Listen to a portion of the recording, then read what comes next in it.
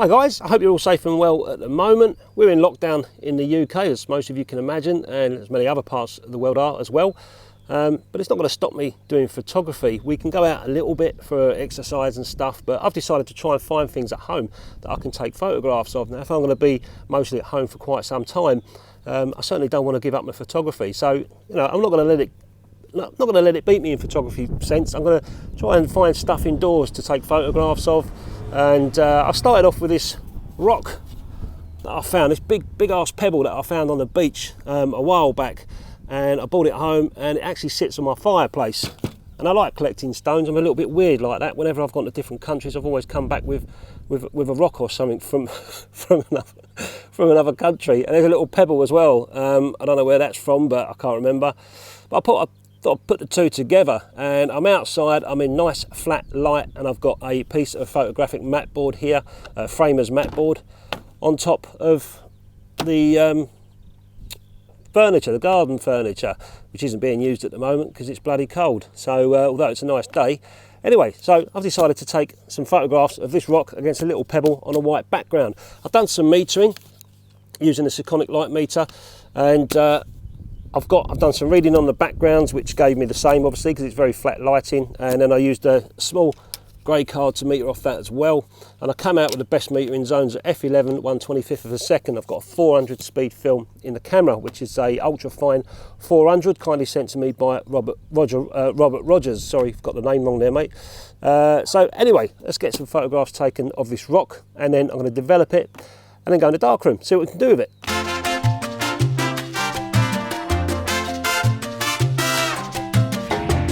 So I've got me the Olympus OM20 I was using to photograph those rocks. Film's still inside. I've got to take the film out, and then I'm going to show you guys how I develop. I'm going to be using XTOL to develop the film. I'm going to go on the massive dev chart and see what the recommendations are. I think it's 9 minutes at stock, or 11 minutes at 1 part to 1 part. I don't know. I'm going to do 1 part to 1 part anyway. But I need to get the film out, develop the film, get it washed, get it dried, and then we'll put it on the enlarger and see how the prints look. So how I get these films out, I'll show you. And I'm just going to rewind it back while it's still inside the camera. And when I hear a click, there, I just heard it click, which means if I take the film out now, it would just be the leader. There you go. So it's just the leader that I first fed in, which means I don't have to crack the film open. I could just pull the film out, cut it in the dark obviously, put it in the developing tank, which is here. And then with the film bit, what I do, a bit geeky really, I make key rings out of them and I give it to me mates. Okay, so the film's in there. I've got 12 minutes on the clock, got me fix. Put my hands in there, it's all right though. Nice and clear, so I know that my fixer's working. Good stuff. The developer's working because it's pretty much new. 12 minutes on the clock. Now, some people, I've done it before in the past, I've stuck the fixer in first. That's just going to completely obliterate your film. You'll wipe everything out. So let's do it a sensible way round. Let's bring my developer here because I'm going to do it with my right hand. So I've got 1, 2, 3. Developer, stop and fix in there. So take the lid off. I'll pour the developer in first.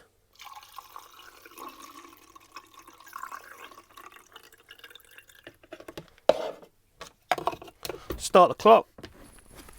Just agitate, not too crazy. 2, 5 times. 3, 4. It's leaking out. 5. Give it a tap and I'll just tighten it up a bit more. So I've just done 5 agitations or 5 inversions. Someone corrected me once in a comment and went, they're inversions, not agitations.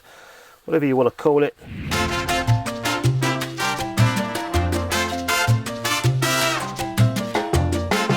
Right, so that's washed now. The last thing to do is a little tiny bit of rinse aid. This is Photospeed's rinse aid, just a couple of drops in there. Oh, that was way too much. Never mind. And then I'll just pull it up and down, the film up and down like so. and just let that soak in the wash aid, and that should eliminate any smears and streaks that the water can create when it dries. So basically the water just slips off the film, hopefully dries without any smears or streaks. This is what I use, is Photospeed's wash aids. The label's gone, it's come off, but if you haven't got any of that, don't worry, you can just put a drop or two of fairy liquid or dishwasher soap into your tank. It does the same sort of thing. This is great, sitting on the toilet talking to you guys. Anyway, once you've used the wash aid, one thing I've noticed is if you're just going to spill out your tank and let it dry, next time you put any developer in it and start developing your film, you'll notice that when you empty it, you'll have bubbles in there. So just make sure you know, after your development process, just rinse out your tanks like so, because you don't want that when you're developing film. Those bubbles can trap on the film and cause you all sorts of problems. So I'm just going to literally wash my spiral, my tank, and let it dry naturally for when I'm using it next, which will probably be later on. Here's my negatives here. So I took 4 shots, 1, 2, 3, 4. You can see the little tiny stone next to it there, and they look all right. Nice. You can see the background there is nice and white, and you can see here a couple of light leaks. This is where I've somehow light has got underneath the film cam, because I've been using this film for star trails, like I said. So I've got a couple of light leaks here, but it doesn't bother me. Let's get it on the enlarger and see what we got. Like I always do, I'm going to start off with a 2.5 grade filter underneath the lens, and that will put my multi-grade paper at grade 2.5. So this is my template that I'm using. It's just a piece of photo mat board that will decide how I want it printed. Okay, that's good to go. Let's make a test strip on this. First of all, I need to focus in, make sure I get my grain. And you can't see through his grain finder, but basically I'm focusing in and it will magnify so I can see the grain of the structure of the film. It's quite grainy actually. Okay, that's in focus. Let's do a test strip. 1, 2, 3. 1, 2, 3. 1, 2, 3. So I hope you can see this. I've got that's 3 seconds there. 6, 9, 12 and 15. And I've picked up some grain in the whites. I certainly don't want anything grainy. I want it to be smooth in the whites. So at 6 seconds the whites are smooth. So I'm going to hit that at 6 seconds. That's my best option. But the rock, I want it to go kind of this colour. I don't mind getting grain in the rock because it's got a texture to it, so you won't notice it as much. So let's do a test print at 6 seconds and see what we're doing around the rest of the whites. So these are my test strips. This is my first one, 3, 6, 9, 12, 15. I went for 6 seconds. That was 6 seconds. Rock was just too light really. The whites were nice. No grain in the whites. Very minimal anyway.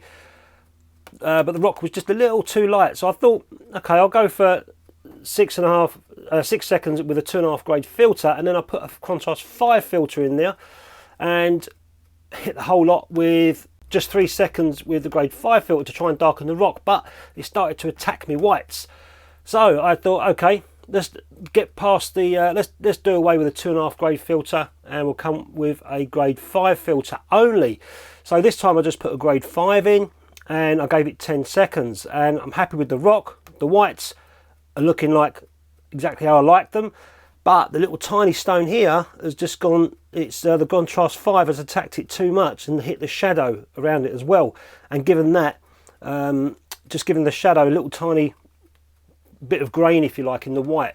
So what I'm going to do is I'm going to go for a print. I'm pretty confident about this one now, so I'm going to go for a print 10 seconds on contrast 5 filter, but for 2 of those seconds I'm just going to use my dodge tool just to cover that area like so for a couple of seconds during the exposure of 10.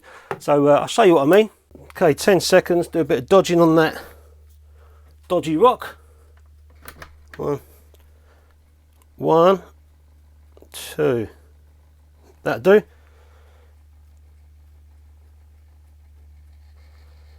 Done.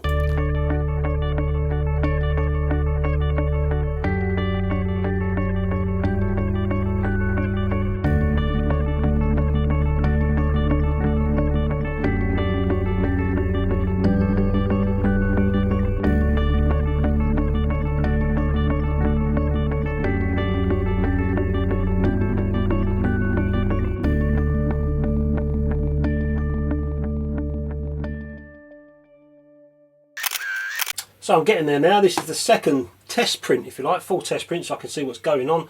This one was 10 seconds with a contrast 5. It was way too, it was just mushing the background into a grain. I didn't want that. I wanted to have a nice clean white background. Also with a little tiny bit of shadow and detail as well. So I ended up doing a 7-second contrast 5, which helped with the background. Still dodged the stone a little tiny bit. And then what I did for another 3 or 4 seconds was just burned in using a burn tool. A little hole in a piece of card just here, so I just throw a little tiny bit of shadow underneath the rock. I didn't want it to sit there like it just been, you know, a piece of paper slapped on top of another white piece of paper. So just to help a little tiny bit of shadow detail going on there. So the border's not quite right, so I need to make a couple more. I'll show you what I did on the enlarger, and then I'll show you the final 2 prints.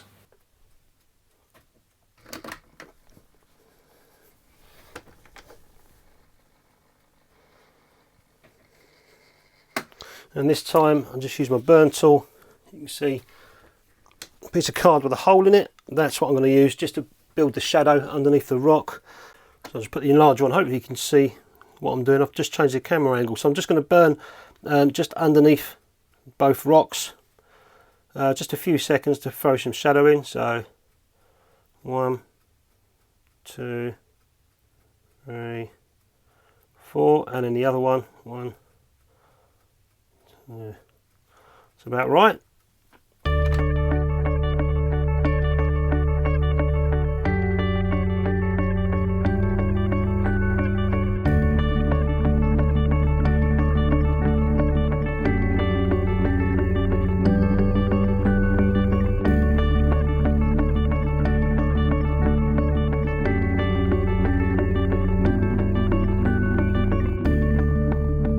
So I've got the final 2 prints that I'm happy with, and I'm now going to give them maybe 7 or 8 minutes in the Selenium toner just to preserve them. And the Selenium should make the blacks just a little tad bit blacker. And notice I've got a rubber glove on with the Selenium toner. As that shit gets on your fingers, it's not good. And once I've done this, I've got to thoroughly wash the print and then get it out to dry. So I've got 2 prints to do, and I'll show you this once I've Selenium toned and dry the prints.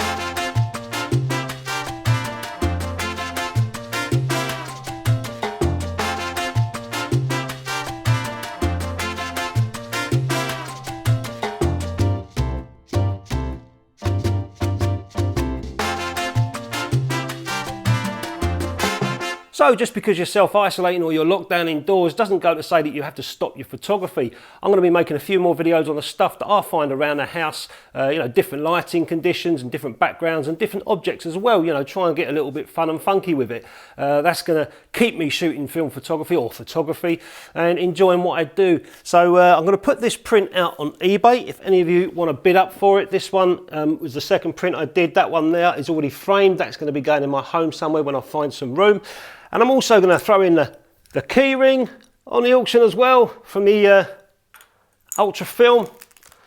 The 2 first negatives on that strip. Granted, they had the light leaks, but I'm sure someone will have fun trying to print and trying to make a print of those. And also the test strips that you saw in the darkroom that I was making to make these prints. So I'll put the link in the description below. Have a look on eBay for this print and all the little bits that I'll include with it. So anyway guys, whatever you're up to, stay safe, keep shooting, and I'll catch you next time.